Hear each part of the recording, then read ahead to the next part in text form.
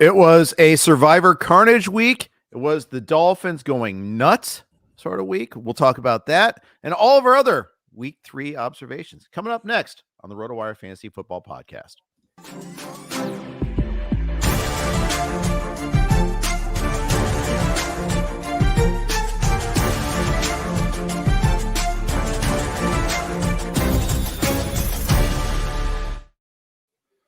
Hey, everybody. Welcome to the RotoWire Fantasy Football Podcast. Jeff Erickson here with Nick Whalen. Over 40% of the Circus Survivor entrants remaining in week 3 took the Jacksonville Jaguars. Another 10% took the Ravens. Another 6% took the Cowboys. Huge carnage there.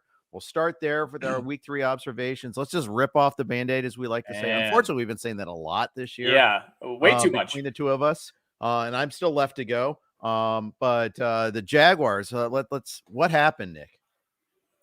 This was one of those games where you knew like 3 minutes in, like, oh boy, this isn't going to go well. Like something is wrong here. And, I foolishly talked myself into this being a get right game for the Jags offense. I thought they looked good for like half the game in week 1 against the Colts. You'll chalk up week 2 to a really good Chiefs defense that once again looked great this past weekend. And you're thinking, okay, all these woes that they've had on third down, all these red zone issues, that's not going to be a problem. You're facing the Houston Texans, and the Texans were down 4 starting offensive linemen, including Larry Tunsil in this game. So you're thinking, only start 5.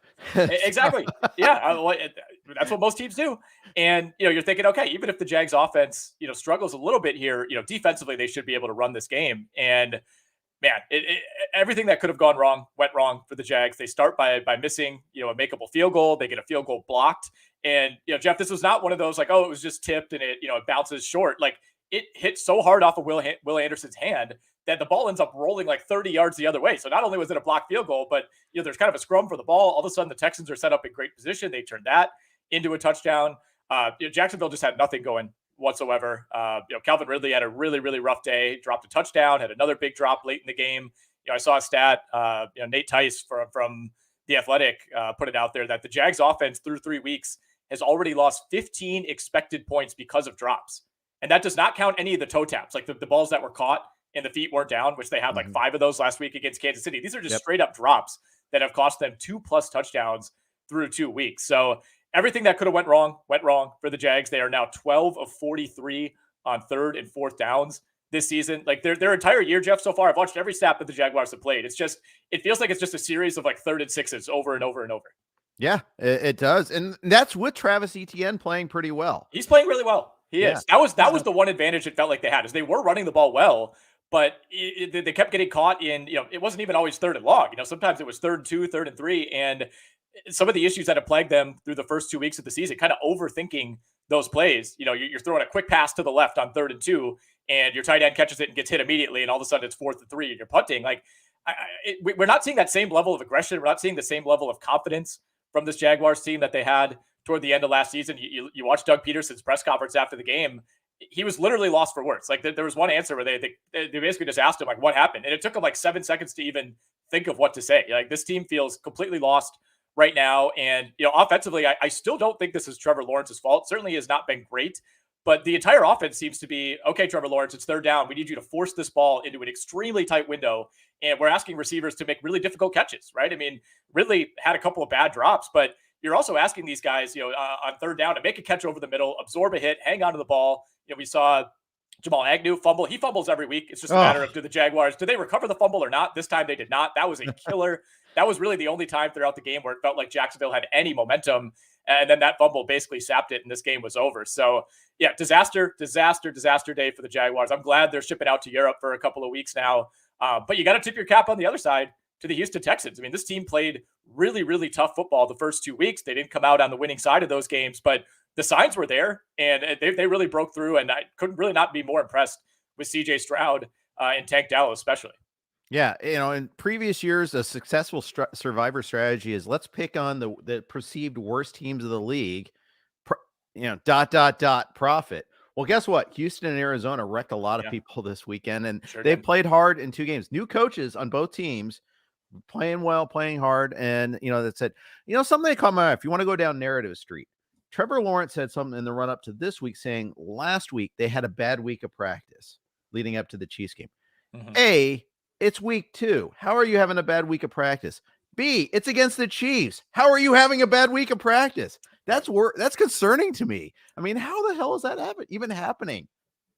That's a great question. It's a great question. And Jacksonville is relatively healthy. They were without Zay Jones in this game, which I think actually hurt them a little bit more than you think. But, it's not like, Houston's injury situation was way worse, right? You're talking about the offensive line specifically. And, CJ Stroud was under very little pressure the entire game, was not sacked one time on the day, really wasn't even pressured all that much. You can find plenty of highlights of him just sitting back on second and third down with all the time in the world to throw, made some really great throws, especially the long ones to Tank Dell in this game. But yeah, it was a top-down disaster from Jacksonville.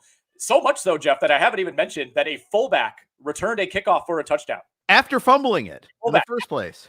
Like they accomplished what they wanted to with that little pooch kick. I think the goal maybe is you call fair catch. The player kind of panics. They don't want to run with it.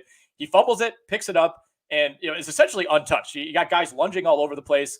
Once that happened, it was that and the Agnew fumble. Once that happened, there was still a half of football to be played, but you just knew it wasn't going to be the Jags' day. Every time I hear Agnew's name, I'm like, because I have other Jacksonville Jaguar fantasy interests. Yeah. That never helps me. And I understand last year he had some key contributions, but they have a better set of personnel now. It's not like 2 years ago when ETN was out for the season. Okay, fine, use Agnew on this play. I don't really care. Now I care because he's taking away a rep from somebody that's good. Yeah, I like him as a little gadgety guy. He should have 1 or 2 touches a game. He was playing slot receiver in this game, right? I mean, that's not what you want. He's not somebody that has a long history of hanging onto the ball whatsoever. I think he's actually lost a fumble now in 3 of their last 4 games dating back to last season. And, he's super explosive. And, some of the other receivers they have aren't exactly home run hitter types. So I get why he's involved. But, yeah, I mean, the risk is just not worth the reward at this point when it comes to Jamal Agnew. But I mean, that's symbolic of what we're talking about here. Like if it comes down to Jamal Agnew, that's a problem for Jacksonville. It's a poor man. He's a poor man's Taysom Hill in terms of fantasy annoyance. Just go away. Just stop. I don't know. Anyways. Yeah. All right. Grouch. All right. So there we got to move on. Otherwise we're going to do like 15 minutes on this game. I need to cut myself off. Whalen therapy here. Yeah. There'll be plenty more talk on the radio show. Okay. So the next big survivor destruction was the Baltimore Ravens losing at home to the Colts. And a game where the Colts were the better team much of the game, I thought. I mean, the Ravens had a lead. They had the 19-16 lead late, but I mean, the Colts got off to them, got off to a better start. And, Matt Gay may have had one of the better kicking days in the history of the NFL. Yeah. 4 50-plus yarders, including the game winner. That's what it came down to, really. We saw Justin Tucker miss, I think it was a 61-yarder. I mean, it was dead on and fell a couple feet short. He felt like that, if that goes through, Baltimore likely wins this game, of course. And, once it went to overtime, even Baltimore there, I felt like was in control. They forced a 3 and out. They went 3 and out themselves. They got a big stop on a 4th down play. And then Lamar Jackson was brilliant, I thought, for much of this game, especially running the ball. This was one of his better efforts on the ground in a long time. 14 for 101, 2 touchdowns. But there were just some weird miscommunications late in this game. I mean, Lamar was just not on the same page with Zay Flowers, with Mark Andrews, with the running backs coming out of the backfield. Like he's just missing like 2-3 yard passes, passes that if they're caught, there's room to run. And Baltimore's moving into easy field goal territory to win this game. There's a huge drop on a 3rd down by Isaiah Likely as well. If he brings that in, Baltimore's. Yeah, it looked a little bit tougher, I think, in real time. There were some defenders in the area, but it was a great throw by Lamar. Hit him right in the hands. If he catches that, they're kicking a field goal. Justin Tucker's making it, and Baltimore wins this game in overtime. So, yeah, you got to tip your cap to Indianapolis. I mean, Zach Moss ripped off some big runs in this game. He goes 30 for 122. Coming into the day, the Colts had the worst rushing game in the entire NFL. So that was good to see from that perspective. We talked last week about, does Gardner Minshew give this team maybe a slightly higher floor right now than Anthony Richardson does? I still believe that. Obviously, Richardson's the future. He's a completely different quarterback from Minshew, but we saw a lot more confidence in this passing game. I mean, Anthony Richardson has not completed a pass of longer than 20 yards on the season, and the Colts had a few of those today, even if Minshew was under siege. 3 sacks, by the way, for a defensive back, Kyle Hamilton of the Baltimore Ravens. But this was a game that Baltimore should have won. Indianapolis played pretty well, tough spot on the road, bad conditions, but I thought Baltimore just had too many misfires offensively late in this game. So honestly, 3 games in, I'm not seeing many changes in the Baltimore offense. Not really. They're still struggling to do anything downfield. They've had a couple of deep balls to Flowers. Flowers looks like he's got a lot of juice. But it's all dump offs for the most part there. Right. It's, I understand the conditions were horrible. And going into this game, there was a lot of suggestion. Okay, downgrade players in this game. Well, first of all, Michael Pittman looked pretty good on the other side of the ball for the Colts. It didn't affect them as much. And secondly, I mean, Mark Andrews was barely involved. And this is one of the first games I rewatched because I kind of was like, how the hell did this happen? And they had a bad fumble by Kenyon Drake that hurt, but I don't know. Is it all along we were blaming the offensive coordinator? Maybe it's the personnel. Maybe it's the players. Aren't that great.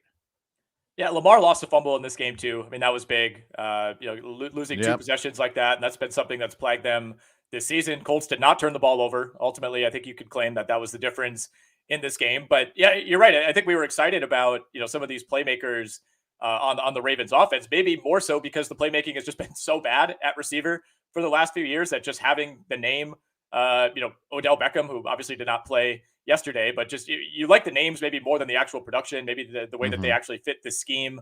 But I don't really know that the conditions affected the way Baltimore played this game. Like, it was sloppy. Guys were slipping all over the place, but the rain did dissipate as the day went along. Lamar threw the ball 30 plus times. It just, for what's supposed to be this like wide open air raid system, like you said, it did feel like when it came down to it, they started to revert back to some of their old tendencies.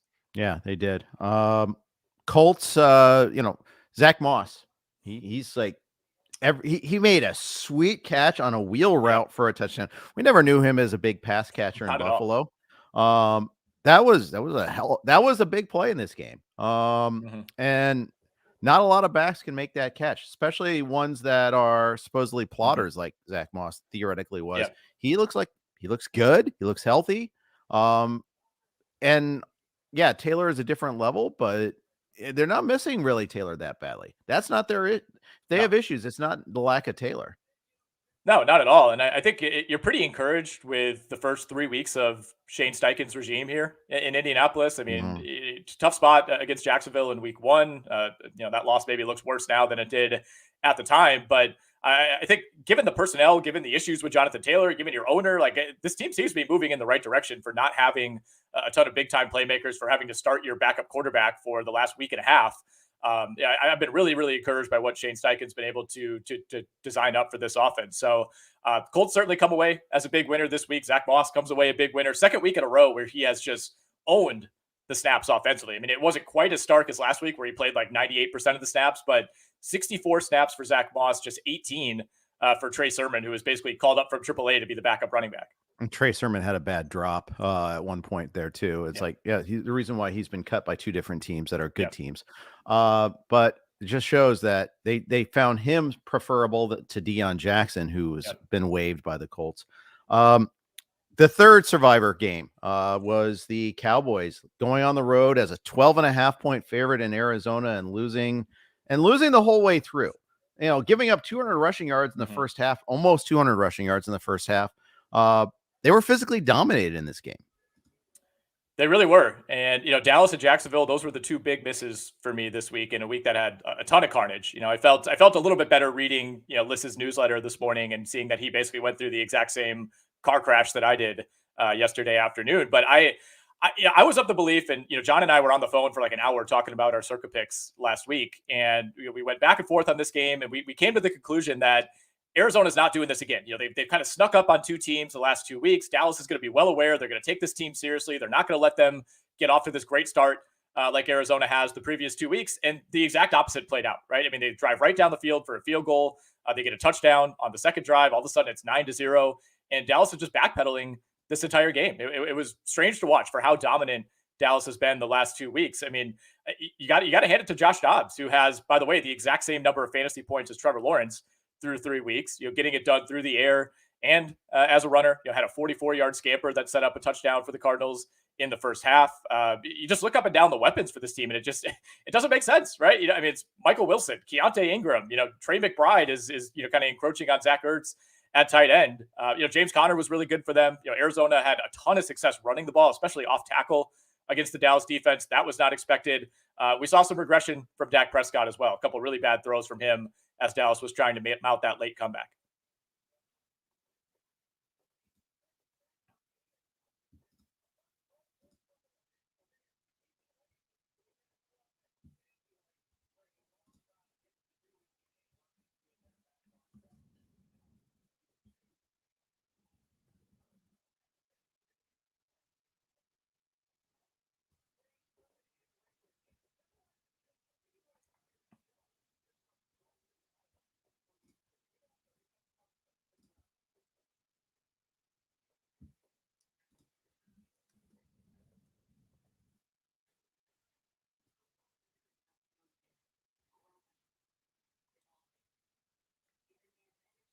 think you might be muted.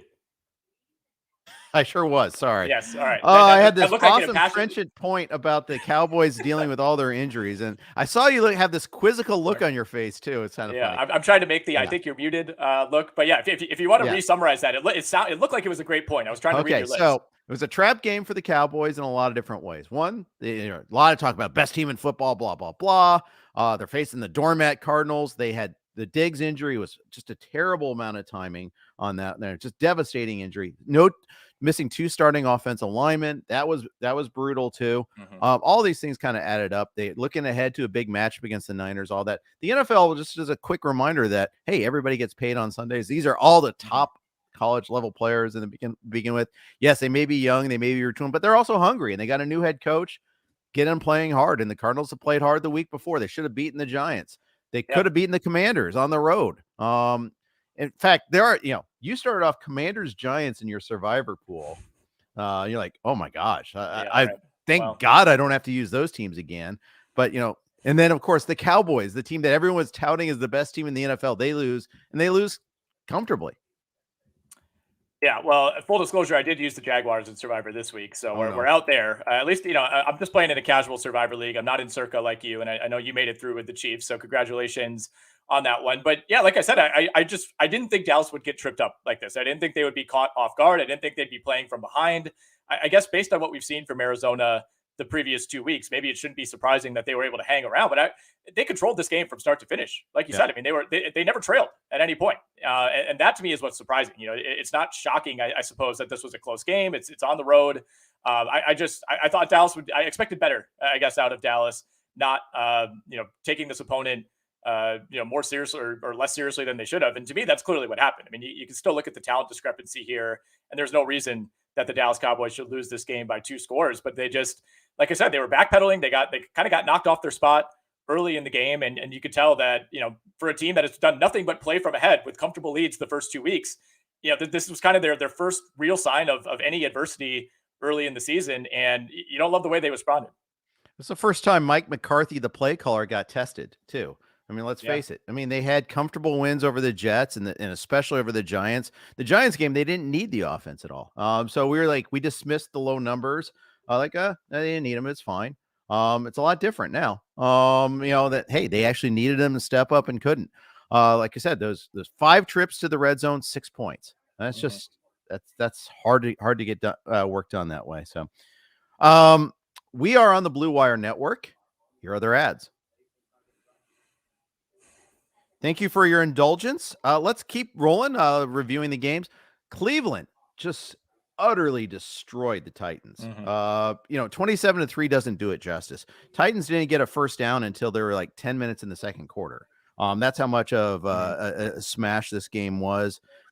I'm not so convinced that the Cleveland offense is completely firing on all cylinders, but it could have been worse. The refs don't blow that call in the Amari Cooper play, where it was nowhere close to being out of bounds, and they blew the whistle anyhow.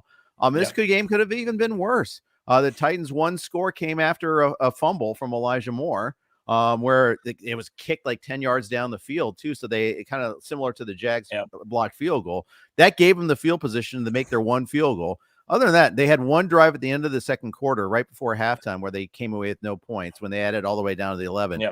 Other than that, I mean, they could do nothing all day. Yeah, well, ironically, on their 1 scoring drive, they actually lost 9 yards before kicking a field goal. So it's not like they were getting anything going there after the fumble anyway. You mentioned that drive before the half. That was a big one. I mean, they should have at least gotten a field goal. Ryan Tannehill took a really bad sack. Was kind of blitzed, just didn't have much of a chance. I believe it was Myles Garrett coming off the edge and taking him down. But, the Titans were without a timeout at that point. You just cannot take a sack there. And, they kind of knew, like, they didn't even really make an effort to run the field goal unit out there. You saw Mike Vrabel just like walking to the locker room with 6 seconds on the clock because he knew there was no chance to even get up there. Can't spike it. It was 4th down. So yeah, pretty disastrous first half for the Tennessee Titans. I mean, I actually thought, I've been pretty critical of Deshaun Watson. I don't think he's looked good really for his entire tenure with the Cleveland Browns. I thought this was far and away his best day as a member of the Cleveland Browns. Far and away, 27 of 33, 289 and 2 touchdowns. Kind of had the Deshaun Watson swagger back a little bit. It wasn't a huge day for him on the ground like it was in week 1, but I thought as a passer, this was really, really encouraging, taking advantage of a pretty banged up and just not all that talented Tennessee secondary. More than anything, though, I think this was a third straight reminder that this Cleveland defense is awesome. It's a top 3 unit in the league, and it might not be number 2 or 3. It made me feel a lot better about week 1 against my Bengals, that it wasn't just Burrow's shortcomings, that this is just a nasty, nasty defense there. I made a point of picking them up everywhere I could after week 1 because I think they're kind of a set and forget defense now. Maybe we'll see if they play like the Bills or Chiefs at the peak of their powers. But they get the 49ers in a couple of weeks. That'll be a good test. They're home for the Baltimore Ravens in week 4. Yeah. And then they have a bye in week 5. So that is the negative fantasy wise is that you're not going to get them for a while. But man, Tennessee.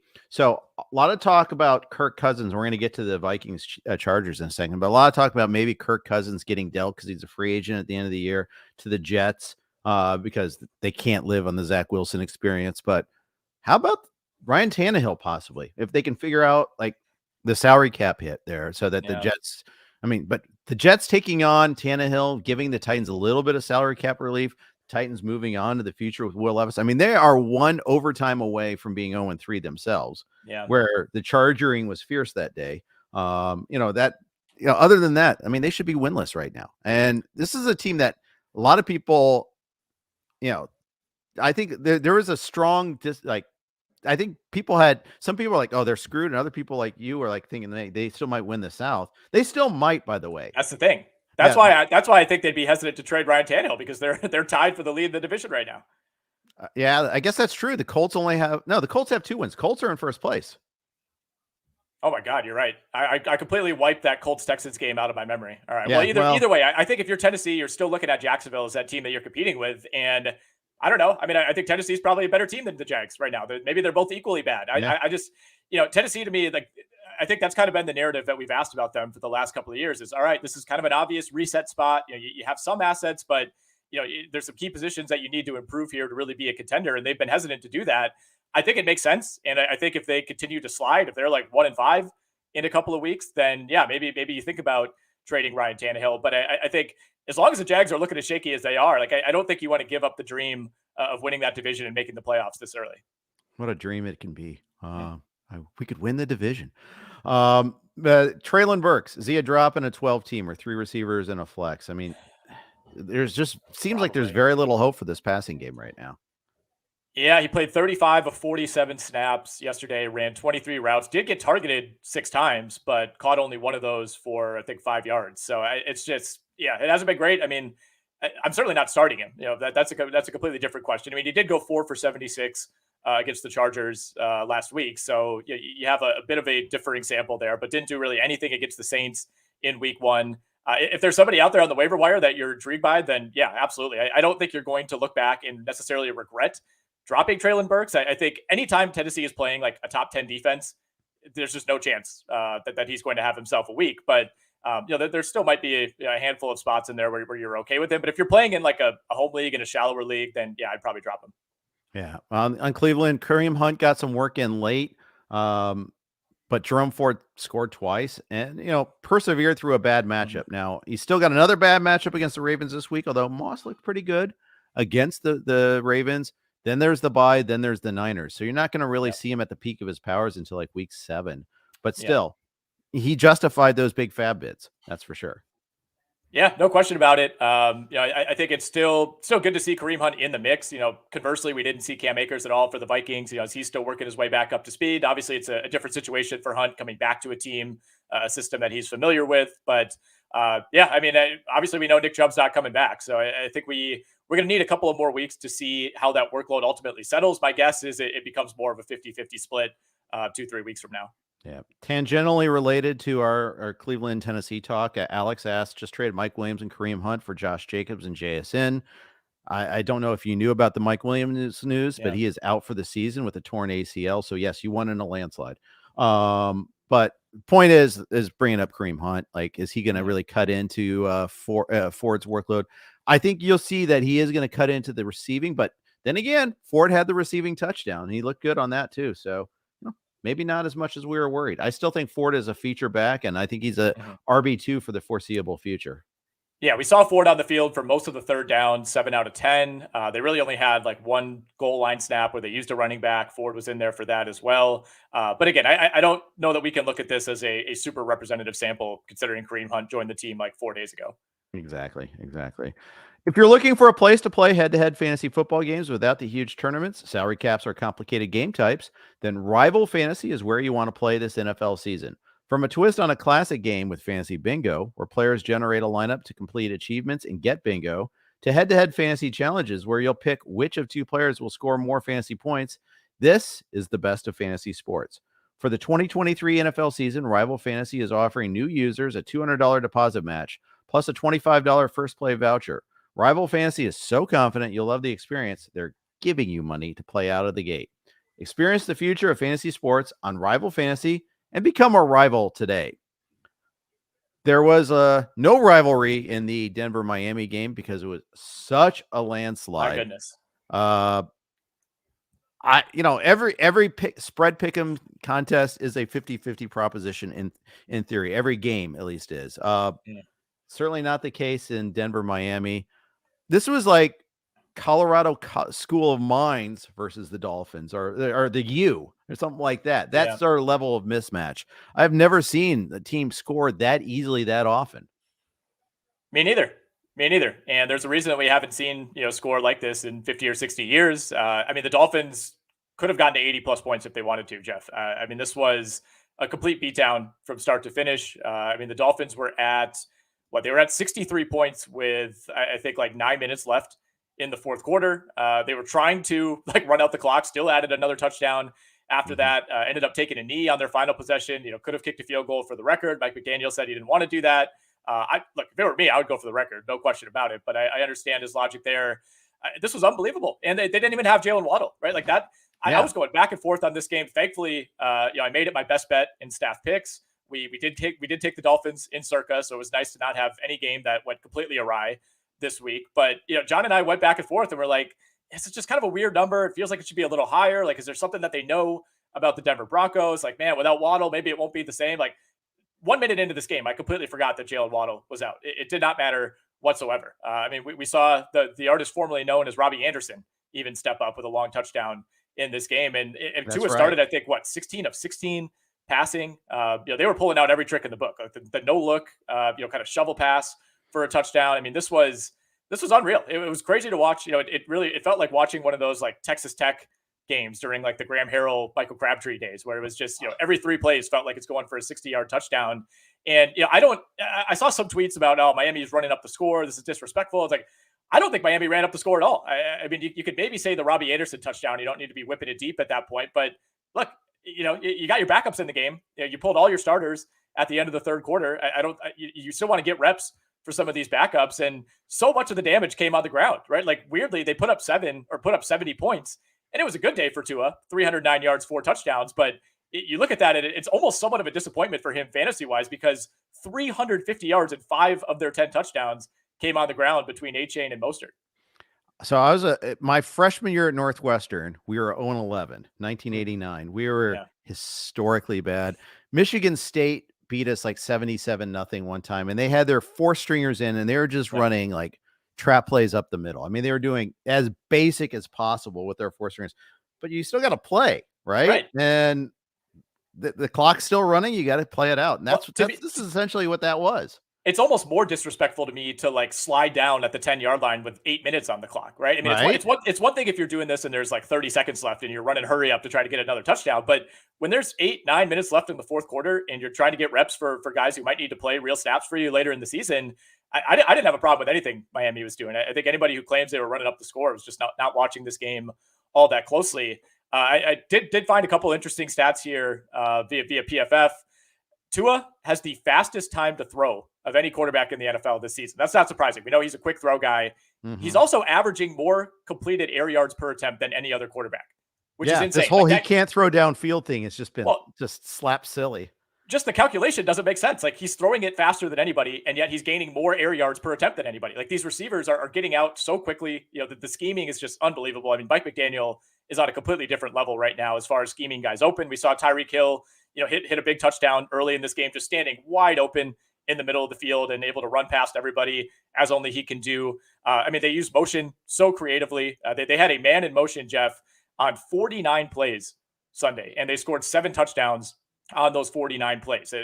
Well over 80% of their total offense came when they had pre-snap motion. They averaged 11.3 yards per play when they had a man in motion. I mean, I think teams are going to start integrating this. They're going to start watching this a little bit more closely, try to copy what Mike McDaniel's doing, but they've just built the perfect team. They've built the perfect team with the perfect quarterback, with the perfect coach. And I'll be very interested to see, what they look like. They're playing the Buffalo Bills next week. That will certainly be a tougher challenge than the Denver Broncos. But man, this was wild. I think we do need to talk A-Chain, which, by the way, I saw a tweet this morning. It is not A-Chain. He's clarified that he wants it to be pronounced A-Chan.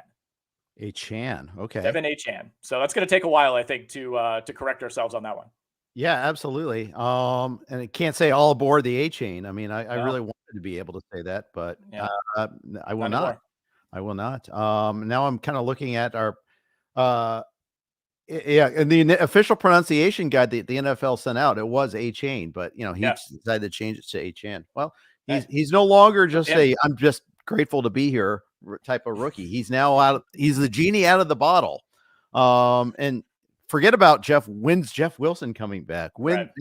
Salvin Ahmed, it's so funny. Salvin Ahmed actually looked good at times. It's just so funny that the Dolphins have loaded up on so much speed on this team. It's crazy. Mostert looked amazing too, but A-Chan, I mean, he's got to play every game now, right? He does, but it's a unique situation because obviously, like you said, Jeff Wilson is on IR, is coming back soon. Salvin Ahmed was not in this game. It's like, who's to say that Salvin Ahmed wouldn't have done the same thing that A-Chan did? Oh, I mean, look, not to the degree that A-Chan did, but snaps wise, it's kind of the perfect storm, I think, where you're buying high on A-Chan. It's like he's not going to replicate this level of game again, but he was also so good and so dynamic and so fast that it's hard to imagine him not being a bigger part of this offense going forward. I'm sure you saw that stat going around that they track ball carrier speed. The Dolphins have the top 6 ball carrier speeds in the NFL this season. Wow. Tyreek Hill, A-Chan, Hill, Mostert, Hill, A-Chan. That's crazy. That's crazy. And Waddles can fly too. That's the other thing. Yeah, Waddle's not even involved in that, which is crazy. And he might be the fastest of all those guys in terms of straight line speed. So, yeah, I mean, there's really not a whole lot to say, I think, about the Denver side of this game. I mean, just obviously a bizarre script that you're probably not going to see for another 50 years, where you're down, 40 points for most of the game. I mean, they actually were hanging around, relatively speaking, early in this game. I mean, it was 14-7 early on. And, Miami was blitzing them offensively right away, but for the most part, Denver was kind of keeping up. They were moving the ball. They got a touchdown. They got a field goal on consecutive drives. They even got a stop. They forced a 4th down stop, got the ball back, immediately lost yards and had to punt.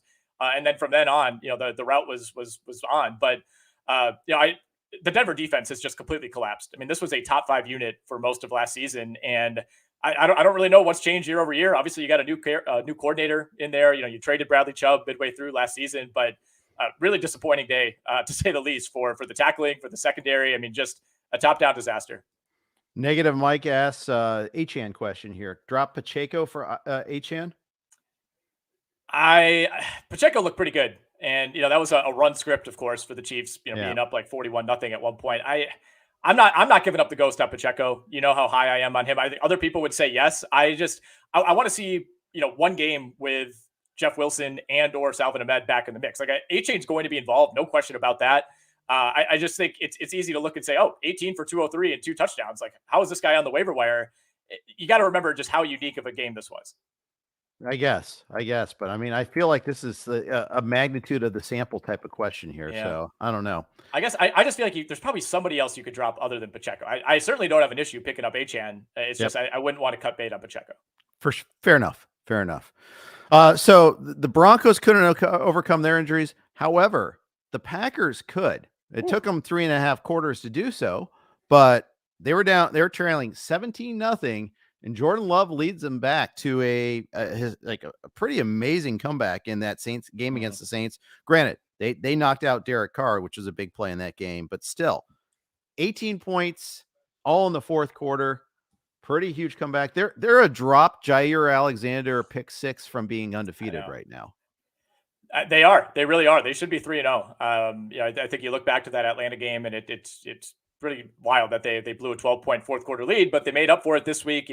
All 18 of those points came in the final 11 minutes of game time as well. And they started with a field goal. It's not like they were just, the offense kicked into gear. It's like, it felt like just a huge victory to get any points on the board at that point. Even after they kicked the field goal, you didn't really expect that they would put together back-to-back touchdown drives. The offense just looked disjointed. It looked clunky. They couldn't run the ball whatsoever through the first 3 quarters of this game. But to their credit, that they got away from A.J. Dillon finally. I think it's time to drop him. If you can't produce in this situation in back-to-back weeks with no Aaron Jones, I don't know what's left for you at this point. We actually saw a decent amount of Patrick Taylor and Emmanuel Wilson on the field for the Packers, especially in passing situations late in this game. You mentioned Jordan Love.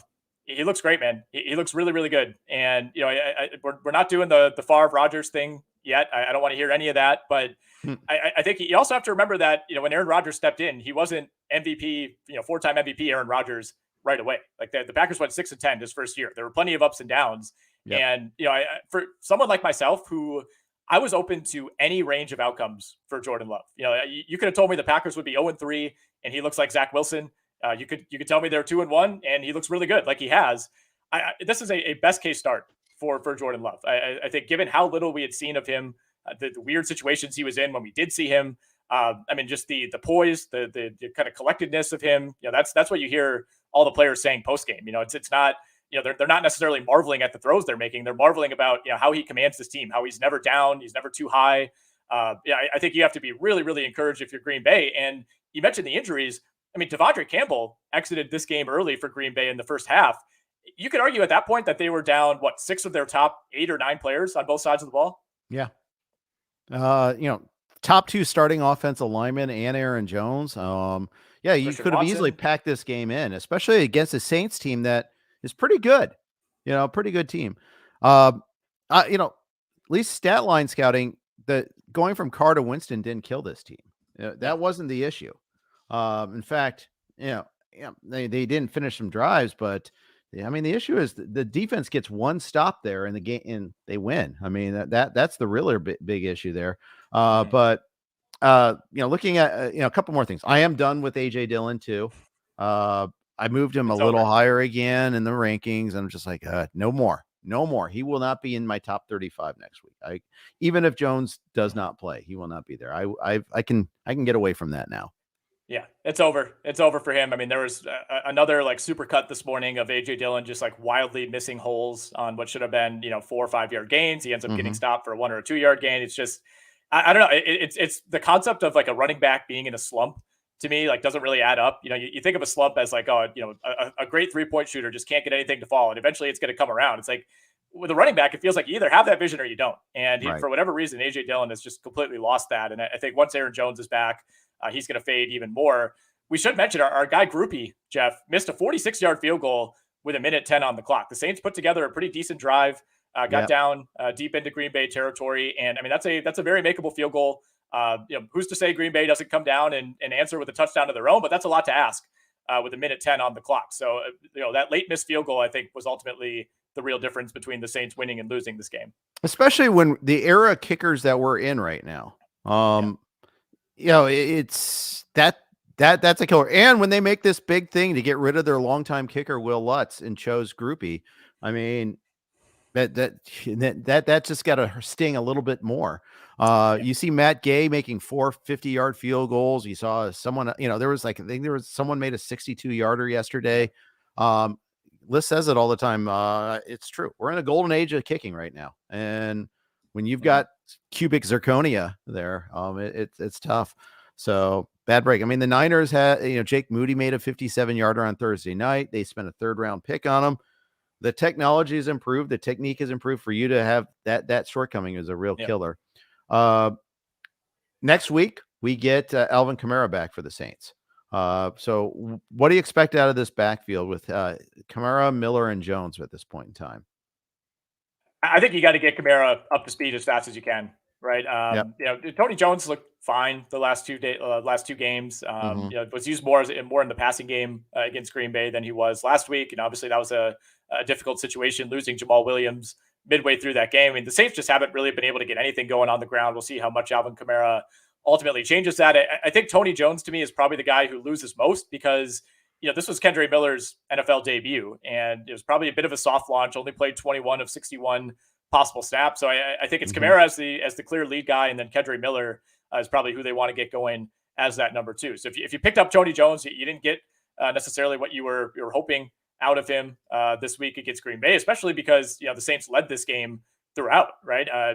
You kind of like the script as far as thinking Tony Jones is going to carry more than 8 times for only 31 yards, but I think with Kamara back in the mix, you can't really waste any time here if you're New Orleans. And interesting matchup against the Tampa Bay Buccaneers that we'll see tonight.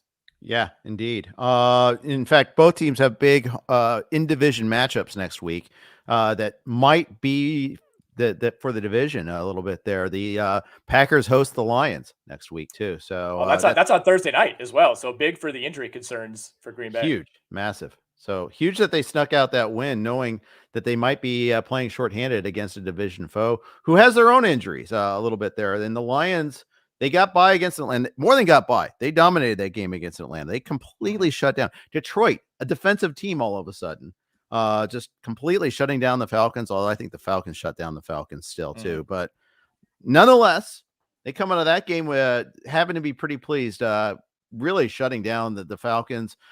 The Falcons couldn't run the ball, which that's their, if you can't run the ball in your Atlanta, you're in real trouble. Bijan held 10 for 33. Yeah. I think 10's a key number there too. Like maybe, I don't know, give them more carries. I don't know. They just didn't run that many plays though either. Yeah. Well, yeah, which is a departure from what we've seen from Atlanta, where they just, they've ruled that split the last 2 weeks. I think they had 33 more plays than Green Bay in week 2. And they got to 67, which is not a terrible number. Detroit was at 70. But if Atlanta's not winning that battle week to week, especially against a more talented team with a passing game like Detroit, you're going to be up against it. And, we saw Desmond Ridder just, I thought he got exposed pretty badly. Maybe he'd already been exposed. I don't know what people were expecting, but he looked rough in this game. I think you like the target numbers for Kyle Pitts. He was targeted 9 times, caught 5 of those for 41 yards, but like the misses were like borderline comical throws by Ridder. Like he can't do anything down the field. Pitts had space a few times for what could have been big plays, and Ridder was just not even remotely close to hitting him down the field. So the Falcons, I think this game was actually a little bit closer than the final score would indicate. Younghoe Koo missed a field goal in this game, but the Detroit defense, to me, that was the big surprise. Like I actually thought, this could be a really close game. It was kind of a 50-50 for me. I went Detroit in staff picks. I didn't feel good about it. I thought Atlanta would be catching them at a pretty good time here with some of those injuries for Detroit, but Amon-Ra St. Brown, played through his foot issue, 9 for 102. He looked great. Sam Laporta looks fantastic so far. He goes 8 for 84 and a touchdown.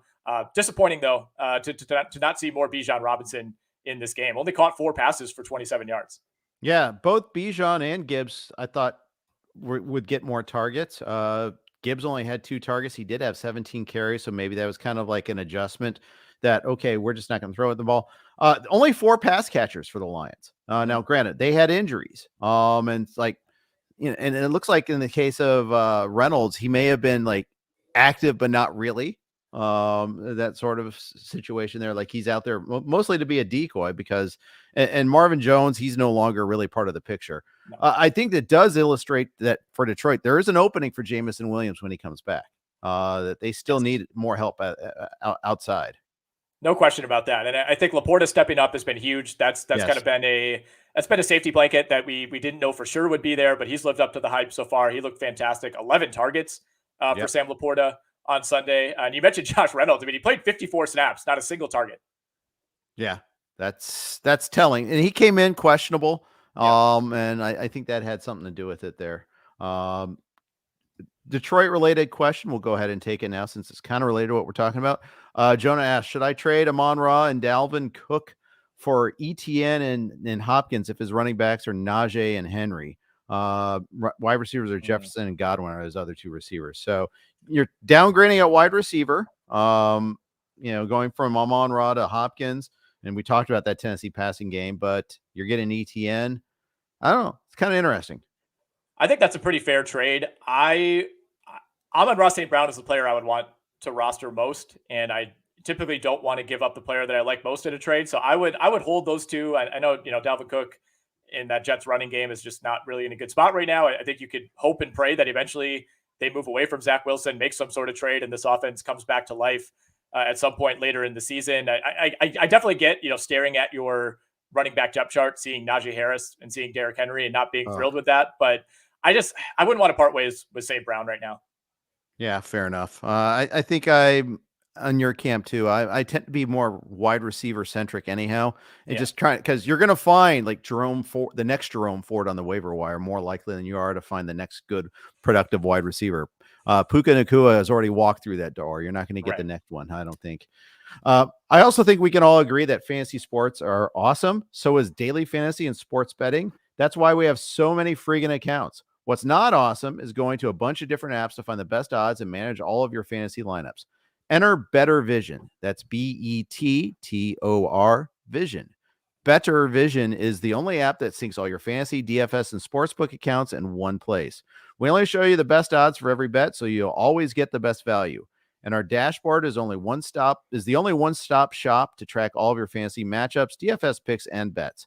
Visit bettervision.us to download Bettor Vision today. So we talked about the Packers. We talked about the Lions. Let's talk about the other two teams in the division, starting with the Vikings. Falling to 0-3, thrilling game against the Chargers, coming up just short at the end. Yeah, this is exactly the result you wanted if you're the New York Jets. I'll tell you that. You want this Minnesota Vikings team to keep stacking losses. They are at Carolina next week, so that should be a winnable game. They get the Chiefs after that. Could very easily be a 1-4 start. 49ers still looming on that schedule later in October as well. This game completely lived up to the hype, right? I think this played out exactly like you would expect a Vikings-Chargers game to play out in the year 2023.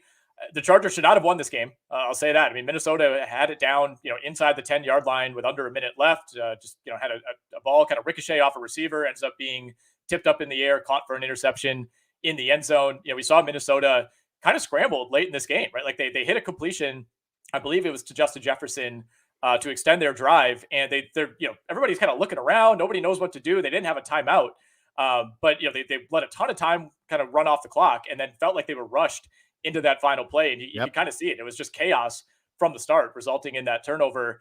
What everybody's going to be talking about here is that call by the Chargers to go for it, 4th and 1 on their own 24 with 1:51 left. And it feels like the Chargers are in this situation like every single week. And sometimes they go for it, sometimes they don't. They decided to run it up the middle, got stuffed. Everybody piles on Brandon Staley. They end up winning the game, and they're very lucky they did, because I think that the vitriol directed towards Staley would be a lot worse had they not come out on the winning end. With that said, the win probability metrics, Jeff, say that was the right call. I understand the math. I think I still would have kicked there. So I understand the math and the decision to go for it. I don't agree with the play call.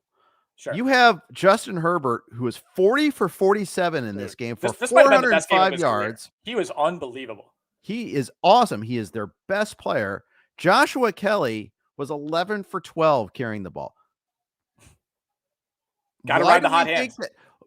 Just because you need at least 1 yard doesn't mean you only need to go for 1 yard. Why not put the game in the hands of your best players? It doesn't matter if the clock stops after that play. I mean, as long as you get the first down, that's your probability of going with Herbert to Allen is a lot better than running it into the stacked formation with a running game that has been unsuccessful all the game.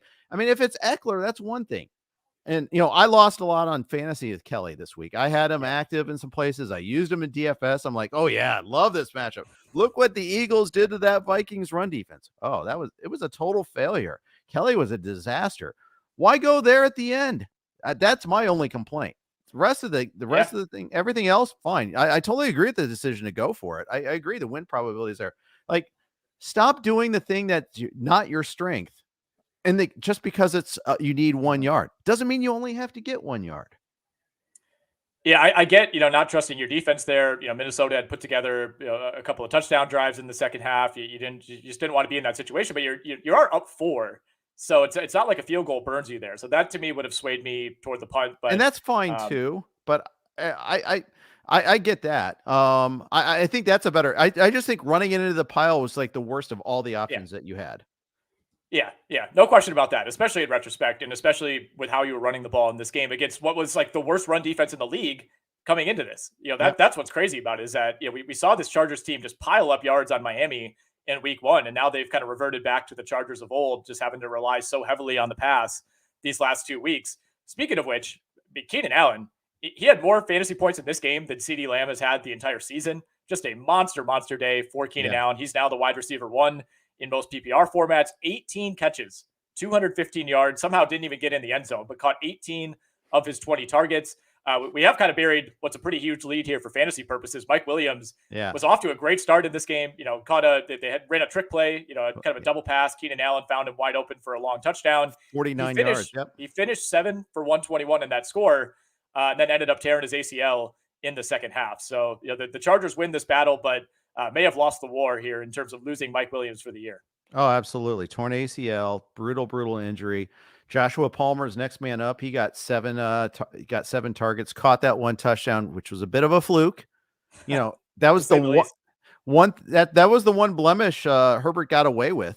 He that should have been a pick, not a touchdown instead. Oh yeah. Quentin Johnston is going to be forced into this action now. He's been clearly the 4th best option at, among the wide receivers. Everett's getting more targets too. But now they got to take the training wheels off. He only played 16 snaps, only ran 13 routes, 2 for 10, but they got to start using him a little bit more now. And we saw in the preseason, he struggled with catching the ball and all that, running the right routes and all that. It's time to grow up for him. He's got to have to start stepping in right away. Yeah. I think, based on what we saw today, I still think I would prioritize Josh Palmer over Quentin Johnston on the waiver wire, but I'm looking into both of those guys. I don't think this is going to be it's not going to be a feeding frenzy type of week on the wire like it was last week with all the injuries. I guess we'll see what happens tonight, because so many of those injuries felt like they happened on Monday night a week ago. But there's not going to be like 5 or 6 super obvious guys this week. So you're gonna have to pay up, I think, for Josh Palmer, especially because this Chargers team is not just going to give up. Like, they're going to press on, and they're still going to be throwing the ball 45 times a game, and there's production to be had here. So yeah, I think both Palmer and Johnston make a lot of sense. We saw Johnston only play 16 snaps in this game. He was kind of splitting time with Darius Davis as their 3rd receiver once Mike Williams went out of the game. But I think this is kind of going to be the script for the Chargers. They would like to have more balance, but I just don't think they're capable of that right now. And once Eckler comes back, that'll give them a better shot. They actually have a really good matchup next week against the Las Vegas Raiders. So I think if you pick up Johnston or you pick up Palmer, you're pretty comfortable starting them in that matchup compared to their next 2, which come against the Cowboys and the Chiefs. So something to consider there with the schedule. Yeah, for sure. Pretty much a must win next week for the Raiders.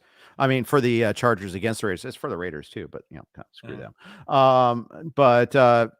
Screw the Chargers too, perhaps. Who knows? But in Survivor, I know they've screwed us many a time. Vikings. They're 0-3 now. They did establish Madison a lot, 20 carries, 7 targets. He caught 5 balls, but he also had 1 hideous drop on a drive. Horrendous drop. And I think they had to settle for a field goal in the red zone in that drive. Yep. It was horrible. Nobody around him. Just awful stuff. But I don't view Cam Akers as a threat, even when Akers is active. They just acquired him in the middle of the week. I don't see Akers really being a threat to Madison. So in terms of Madison being a volume play, he's kind of back on in my mind. Justin Jefferson off to an incredible start to the season, 7 for 149, finally got in the end zone this time. Cousins, another 300-yard game, 367, 1 pick. I mean, he's not their problem. Oh, no. They have a tragic defense, though. This is the ticket to the Carnival team. This is every week we're going to be that way. I think they're this year's Lions. No question about it. At least that's been the case through 3 weeks. I mean, Kirk Cousins is the number 1 quarterback in fantasy. I think that says all you need to know. Yep. And I don't think he can be that with the Jets, by the way, if he does get traded to the Jets, because I think there's other issues surrounding that franchise. I mean, I outside of Garrett Wilson, I think that receiving core is pretty awful. I mean, it was tailored to Rodgers, but I think the offensive line is really bad in New York. We'll get to that. In fact, let's talk about that game. We have to rip. This is one where we're required to go over every game. So let's go over New England and Jets here, because this was an ugly game. The people that scored were, don't help us. I mean, it was one of those you look at taking someone beautiful and ruining them like Breece Hall. I mean, it's frustrating just even looking at this game. Yeah, we'll have to see if we could do this one in like 40 seconds because there's just not a lot to say. I mean, we just mentioned that Vikings-Chargers played out exactly like a Vikings-Chargers game should. This was exactly like you expected, right? 25 total points. It came down to the Jets having like try after try at the end and just couldn't get anything going. If you look at the drive charts in the second half, New England comes out at halftime, they get a field goal, and then it was punt, punt, punt, punt, punt, punt. That's exactly how the game went. Like if you were watching Red Zone on your second TV yesterday, you didn't notice a lot of this game. There wasn't a whole lot going on. New England, I thought, actually controlled the game more than the final score would indicate. I mean, in terms of yardage, 358 for New England, just 171 for the New York Jets. That is 2.8 yards per play for New York. I think we knew they wouldn't be able to run the ball. To their credit, they tried, right? We talked about that on the radio. It's like, you got to at least give Brees Hall a chance to break one like he did in week 1 against Buffalo. He carried 12 times. He got 18 yards, just nothing going on the ground. We saw towards the end of the game, the cameras, picked up Garrett Wilson, saying something about Zach Wilson just not being able to make throws. There were some other Jets players who were pretty critical, pretty frustrated in the media after the game as well. So you could kind of sense that whatever good vibes were salvaged in week 1 by winning that game against Buffalo. I think the way these last 2 weeks have gone are about what you'd expect. And now if you're the Jets, you got the Chiefs this coming week. That's Sunday Night Football. You do get the Broncos in 2 weeks. That's a winnable game. But then after that, it's the Eagles. So at some point, a change has to come here. I don't know how you could continue to go forth with Zach Wilson as your starting quarterback. If your goal is to still make the playoffs, and if Aaron Rodgers is claiming that he thinks he could come back in like 3 months, which would be completely unprecedented, and I don't think it's going to happen. But if that ghost is out there of, if we could just get to 9 wins and maybe Rodgers comes back, you're not getting to 9 wins with Zach Wilson. They're not getting to 9 wins. That's the one fly in the ointment in the whole trade for Cousins talk is those Jets they're hosting the Chiefs this week. I mean, they're going to be 1-3. Probably. Although the Cowboys have proven that anything can happen. I mean, remember the Chiefs lost to the Colts last year. Things can happen. But still, I think that's like the one like thing that it's like all that talk about the Bears trying to trade for T. Higgins last year. Like, who are we crapping here? The Bears are, because the Bengals got off to an 0-2 start. I think that might have been one of the things, but come on. I think the Jets are in that boat. I just think they're not. I mean, I just don't think they're that good. They have a great defense. That's great. Everybody solemnly invokes that. And I agree. It's true. But the offense is just, I think even with the average quarterback, this is a bad offense still. I think the offensive line's bad. I think they have one good receiver. They don't, I'm unimpressed. Yeah, same here. I don't think there's a whole lot else to say. On the New England side, Mac Jones looked bad. You could chalk up to a Jets defense that's also very good. We get that. Was not sacked in this game. So the Pats offensive line that, had been the source of some consternation the last 2 weeks looked a little bit better. Really no takeaways from the passing game at all. Farrell Brown was the recipient of a touchdown, a long one, in fact. But Ezekiel Elliott, 16 carries for 80 yards. Ramondre Stevenson just was being pounded over and over in this game. He goes 19 for 59. And that's what it felt like watching this game. It was just, 3 yards in a cloud of dust for the Pats offense. Yep. The era of good feelings with Hunter Henry ended, especially seeing Farrell Brown get the touchdown. I'm like, really? Okay. Yeah. Fine. Sure.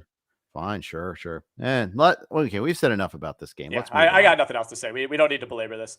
Yeah, agreed. All right, let's talk about Buffalo, Washington. Let's get this one over with. Okay, this was my big whiff in staff picks. I thought the Commanders were a sneaky pick against the spread, 6.5. Oh, Buffalo's too big of a favorite on the road. They look vulnerable a little bit. No, they don't. What a horrible, awful, no good day for Sam Howell. I actually used him in one league where my quarterbacks are Joe Burrow and Anthony Richardson, so I just picked up Howell for a stream. I chose poorly. Awful, no good, terrible day for Sam Howell. 9 sacks, 4 INTs. I mean, part of it was Howell. Part of it was just the Bills defense reminding us that, when they have a matchup against an inexperienced quarterback, they're going to take advantage. If you started the Bills defense this week, you're feeling pretty good about it. That was one of the top scorers of the entire week at any position, which is saying a lot because we had some big performances. I was with you. I was on the Commanders to cover. I think it was 6.5 as well. 4 out of 5 pickers in staff picks were on this one. And we actually took this in circa. And it also says a lot, Jeff, that this is like the game that I feel the third worst about. Because I actually thought the Commanders, in the second half, it got completely out of hand. They were just ran out of town. No question about it. But this was a much closer game early on. Yep. The Commanders had a pick on their first possession. They were in Buffalo territory, in field goal range at that point. They got it down basically to the goal line on their next possession, opted to go for it on 4th and goal, did not make it. So they left 6 to 9 points on the board right there, through a pick on the next possession. And then, at that point the route was on, but they were consistently able to get it deep into Buffalo territory. They just could not finish drives. Yeah. I mean, if that 4th down where they went for it and didn't make it in the first half, they score on that drive. I mean, it's probably a different game entirely there. Yeah, I felt the same way. Obviously, as this game progressed, you knew that the Commanders plus 6.5 was cooked. They just kept turning the ball over in the second half, and this one got out of hand. But yeah, first half, I mean, it was at halftime it was Bills 16, Washington nothing. I felt like it probably should have been 16-10, maybe 16-6, and then I think you're operating a lot differently in the second half if you're Washington. Yep. At 3rd and goal from the Buffalo 1, Brian Robinson gets stuffed. And then 4th and 2, they had the incomplete pass over the middle where I think Hal was under duress, which is kind of a theme for this game here. So going forward, the Commanders, they're 2-1. They're not a doormat, but they look like one, and they go to the Eagles next week. Yeah, I'm very interested to see what the Eagles look like tonight. I think we'll have a better feel on that game after we see how they perform against Tampa Bay. But it's an interesting 2-1 for the Commanders, right? I mean, you get housed by the Bills. You come from behind to squeak out a win against the Cardinals, and you come from behind to squeak out a win against the Broncos, who look like maybe the worst team in the NFL right now. So I think the jury is still very much out on whether the Commanders are a team that you actually have to worry about week to week. Yeah. Kind of. Yeah. And just the squeaking by the Commanders. I mean, by the Cardinals, they probably arguably should have lost that game, but anyhow, okay. Let's got a couple more afternoon games, but before we do that, let's hit up our last read. Football is back. Kick off the NFL season with Vivid Seats and score tickets to all the hottest matchups and biggest games of the year. Catch every pass, every tackle, and every heart-pounding play of your favorite team, live and in person. And with Vivid Seats rewards, now you earn rewards with every single purchase. Each ticket you buy gets you closer to your reward. Just buy 10 tickets and simply cash in your credit toward your 11th ticket purchase. It's that easy. Plus, Vivid Seats is offering you $20 off your first $200 ticket purchase with code RotoWire. That's code ROTOWIRE. From the 50-yard line to the upper deck, Vivid Seats has great tickets for all the 2023 games that matter to you. Just visit vividseats.com or download the app today. All right, here with Nick Whalen. Let's hit up Seattle, Carolina for about the first 25 minutes. It looked like picking Carolina was the right side in terms of against the spread, and the survivor possibility upset was pretty ripe there. And that was another heavily picked team. Yeah. That was another situation there where we could have been thinking that, we might have some more damage here. And then Carolina began the cavalcade of false starts. Seattle got rolling offensively. It turned into a kind of a big shift in momentum, and Seattle won comfortably in the second half. Cavalcade might even be selling it short. 8 false starts for the Carolina Panthers in this game. 8 false starts. I don't know what the NFL record is. I would imagine that has to be close. I think they had 13 total penalties, for 82 yards, which is a shockingly low yardage total for having that many penalties. But yeah, when most of them are just 5-yarders, that'll kill you over the course of a game. And it certainly did for Carolina, trying to mount a comeback late in this game. I think they had like a 2nd and 5 turned into a 2nd and 15 at one point, and the Seattle defense was kind of able to crank up the heat. But this was a really close game for most of it. Like you said, yardage totals were pretty equal. Yards per play favored Seattle, but not by a huge margin. Seattle actually really struggled to finish drives too. 3 of 13 on third downs were the Seahawks. So to win a game by 10 when you're 3 of 13 on third down and the other team is 10 of 19 on third down, I think there's a little bit of luck involved there, but Seattle did have to settle for field goals on each of its first 3 scoring drives. I think they could have opened up maybe a little bit more of a lead in that first half, but I think for the most part, similar logic to Gardner Minshew stepping in for Anthony Richardson. Bryce Young's your guy long term. Nobody's questioning that. This is not a QB controversy, but Andy Dalton makes you a better team right now, right in this moment, week 3 of 2023, than Bryce Young, and I think we saw that. Even more so than Minshew Richardson, I think. Richardson arguably offers such a different running dimension that you could argue against it. I don't think that's arguable in the case of the Panthers. I think that the way Bryce Young was struggling to get away from the pressure, struggling to have pocket awareness was an issue. Now, Dalton got sacked 3 times in his own right.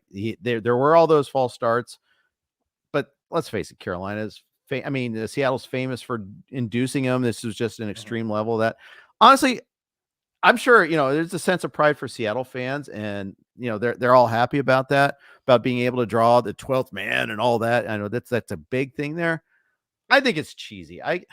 The whole we induced them into another false start. That's not football. That's just, I don't know. I hate that. I can't stand that, to be honest with you. Yeah, I mean, being here in Wisconsin, Seattle is almost like weirdly more of a rival than like Chicago or Minnesota. Some weird games there, in some ways. Yeah, I mean, Seattle has been the thorn in the Packers' side as much as anybody. I think the 49ers are on that list too. So yeah, I've never been a huge fan of the 12th man mystique. I think the worst thing you could possibly wear as a fan is one of those like 12 jerseys with fan on the back. Just can't take you seriously if you've ever owned one of those. Just as a slight aside there, but. Yeah, I mean, this was all of our tips for this episode. Yeah, well, yeah, I'm not too worried about that. I'm in a bad place right now after this week. This was a 9-point game with about 9 minutes left, and 3 of those false starts happened over the course of basically 2 plays for the Carolina Panthers. They had a 3rd and 4 at the Seattle 39 that turned into a 3rd and 9 that then turned into a 3rd and 14 because they had back-to-back false starts. And then even on the punt, you get a false start. Which is just not what you're looking for in that situation. So yeah, it's hard to say that the game came down to 8 false starts, but it really felt like almost all of them were like really impactful. Yeah. And to be fair too, like Seattle just kept on settling for field goals in the first half. I mean, this probably should have been a bigger disparity early on. Seattle moved the ball all game. Kenneth Walker looks like the real deal. He was a guy that was sliding in draft season because of his injuries in training camp. And because they drafted Zach Charbonnet. Charbonnet finally had his first meaningful impact this season. So 9 for 46 kind of closed out the game. Looked good. But Walker looks great. DK Metcalf 6 for 112, despite playing through a painful rib injury.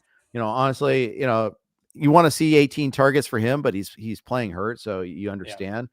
Just would have been nice if he would have scored instead of Jake Bobo. He was so close to breaking one too. He had a catch over the middle where he broke. It was kind of a Deebo Samuel type of play where he broke a couple and just kind of got tripped up just at the end. But he was 1 tackle away from ripping off what would have been a long touchdown. Saw a lot of Adam Thielen. Yeah, I was just going to mention him. 11 for 145 and a touchdown for Thielen. DJ Chark had a long score. He goes 4 for 86. 5 catches for Miles Sanders in the passing game. Pretty standard for him. Jonathan Mingo also exited this game. I believe it was a concussion. So something to monitor there. Yes. And just that, I think that led to Chark getting a lot more targets, and Chark scored early too. But, Mingo had 6 targets. He had usually been a little bit more active. I mean, they threw the ball 58 times. There's a lot of targets to go around, but, Thielen, I mean, he looked great. He really looked good. Held on, took a big hit on his touchdown and held on and was talking a little smack after, when it made it 37-27. It's like, okay, great. But still, he looks good. Their offensive line is terrible in Carolina. Really? That is still going to be an ongoing problem, whether it's Dalton or Young. So we'll see. I mean, they do get Minnesota coming to town. I mean, if you want to talk about a situation where the Carolina offense might get well, this is it. Yeah, I was just going to say that. I mean, I think you now feel a heck of a lot more comfortable, rolling Adam Thielen out there next week. If you're running into some injuries at receiver, and maybe Mingo doesn't play, you'd feel better about DJ Chark as well. That's the matchup you want. I think that's on the short list of 2-3 best matchups you can have, especially for wide receivers. We like that for Miles Sanders as well. And you're not wrong about that Carolina offensive line. They grade out better than only Pittsburgh and the New York Giants so far, according to PFF. Yeah, and keep in mind the Giants were without Andrew Thomas against the Niners, no less, on Thursday night. So you could see how they could grade out so poorly. Another team that grades out so poorly, the Chicago Bears. And, apparently Fields got hurt in this game, and they let him keep playing. I mean, it's just where do you want to start in talking about all their problems? Well, they're only 3-point dogs against the Denver Broncos next week, so they got that going for them.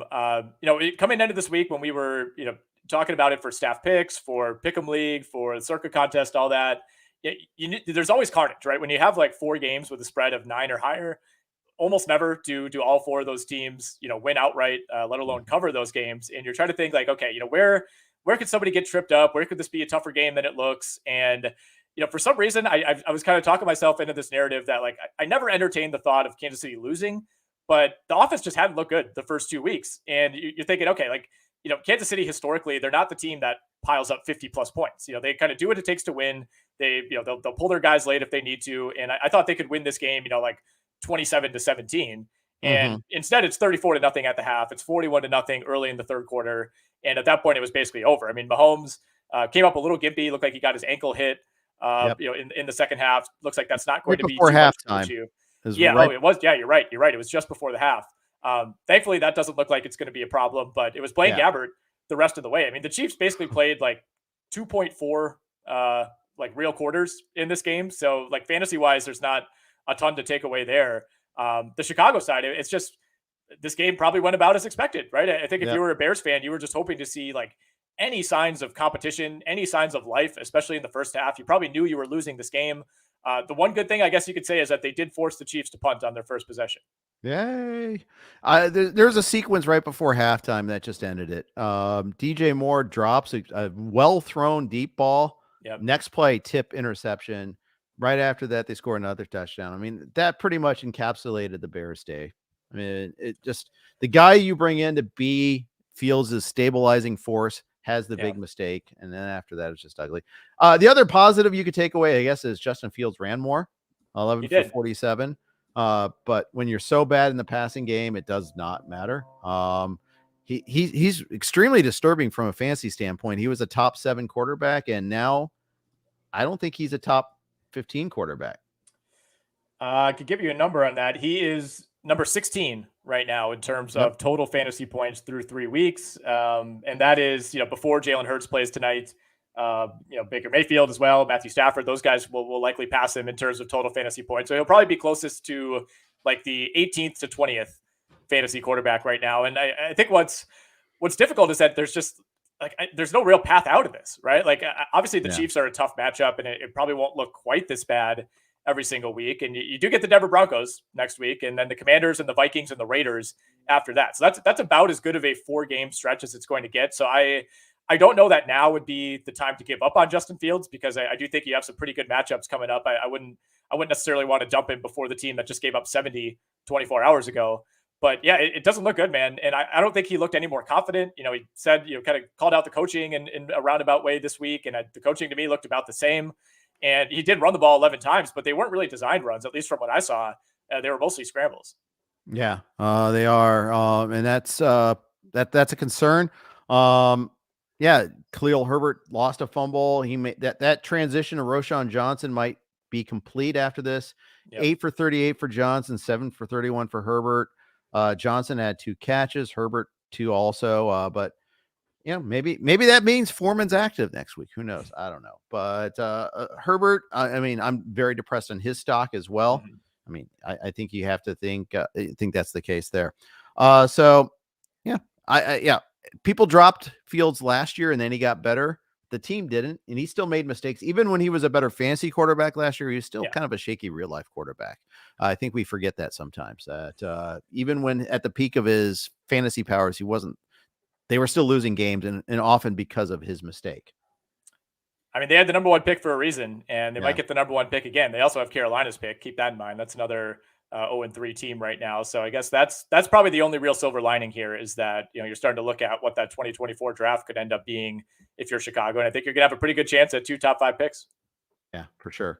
All right, let's move on to the Sunday night game. I thought this was a game that wasn't as close as the score. Although the Raiders made a game out of it late and then decided they didn't want to try to win.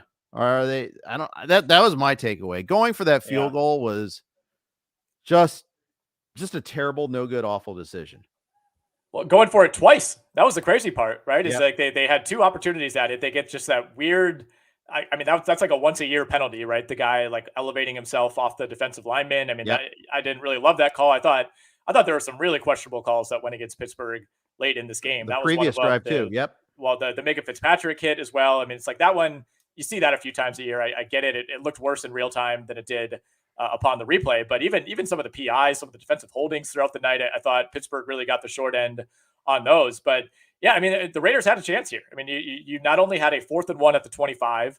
That's when the field goal initially came out. They end up getting the penalty. They're gifted another set of downs. You get it down to the 8-yard line, 4th and 4 at that point, and you kick another field goal. And at that point, a minute and a half had run off the clock between your 4th that's the down. part that makes it worse. Yeah. Right. Yeah. So to make that decision twice to me is pretty wild. I believe they had maybe one timeout at the time. I'd have to look back.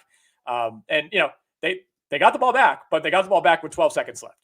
That's kind of the calculation that you're making. Like you have to force a 3 and out immediately. And Pittsburgh had that 3rd and 2, and they ran the perfect play. They rolled Kenny Pickett out to the left. Allen Robinson was just wide open for basically a catch and get to the ground situation. But when there's 12 seconds on the clock and they were pinned, way deep, I think they had 70 yards to the end zone at that point, maybe even longer. I think they were at the 15. You're just not going to get anything going. So it actually ended up being worse for Jimmy Garoppolo because he throws a pick in a desperation situation, ends up with 3 interceptions. He's now up to 6 on the year. But that last one, you can't really fault him. You just got to get something there. Yeah, for sure. This game was billed as the possible running back get well game. Both running backs, Najee Harris and Josh Jacobs, were kind of meh. Yeah. Jaylen Warren, was rumored to be getting more reps than Harris this time. Didn't really work out that way. This is a kind of a frustrating fantasy game too. I mean, if you had George Pickens, yeah, okay, he got 75 yards, but no touchdowns, 6 targets only. Where's the beef? You want a little bit more than that. Calvin Austin had that long play.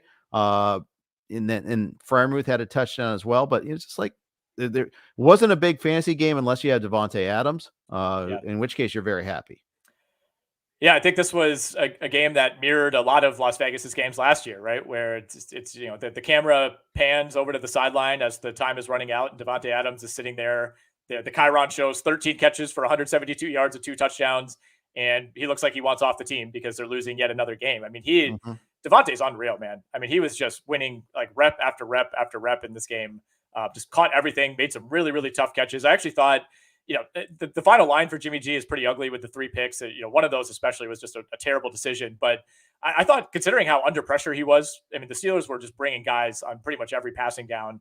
Garoppolo had no time to throw. I actually thought he acquitted himself okay, given the circumstances. But it really helps when you have Devontae, who, I mean, it's, I think Justin Jefferson, Devontae Adams, and Tyreek Hill right now. I think those are the big 3. Those are the guys that really, really feel like they truly impact the game more than anybody else. Yep, agreed. And I was a little down on Adams because of his quarterback play and maybe a little bit ageist. And to my regret, I don't have any Adams so far this year. So, or I don't have them. I guess maybe I would, I could still trade for him, but it doesn't look like I'm going to be having that anywhere else there. So anyhow, let's take a few questions before we sign off here. Colby asks, Kenneth Walker for Chase in PPR. He's worried about Burrow. What say you if you're in that situation there? Ooh, that's a good question. Kenneth Walker's RB3 right now. He's been a little bit touchdown dependent. We do have to keep that in mind, but Seattle's moving the ball. I think that offense is certainly rebounded from that just bizarre second half against the Rams in week 1. I think you feel more confident about them. That's a pretty fair trade, right? I think, we've talked on the XM show quite a bit about what can you get back for Jamar Chase?